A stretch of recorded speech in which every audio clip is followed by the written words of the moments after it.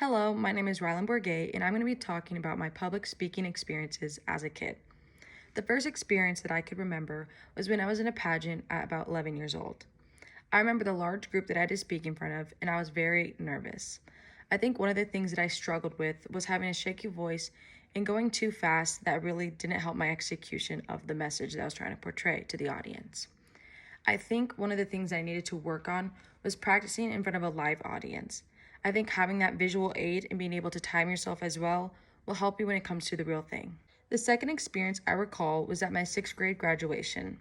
This was something that I was selected to do and therefore got to write my own speech. I think because of this, I was very passionate about the topic that I was speaking about, but still didn't feel very confident when going up on that stage.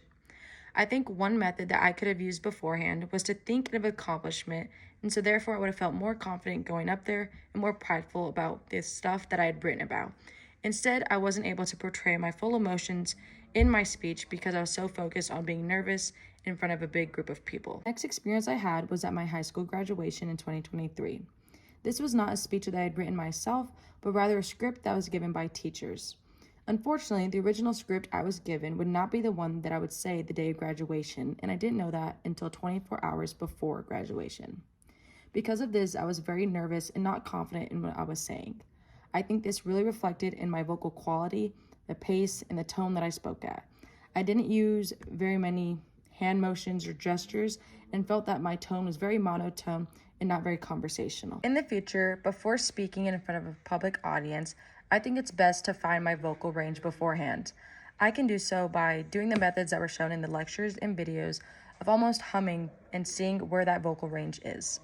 I do this so that my voice is more conversational and not forced like a robot. I think this will help in front of large groups, in front of classes, and really any time that I speak in front of people. Lastly, one of the methods that I took out of one of the lectures has to do with online submissions. I think having a background where there's no moving parts is super important so that there's nothing distracting for those who are watching. Another thing that is important has to do with the lighting.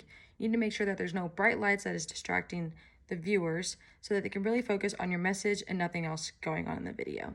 Thank you for watching. I hope that you took away some tips that might help you out too.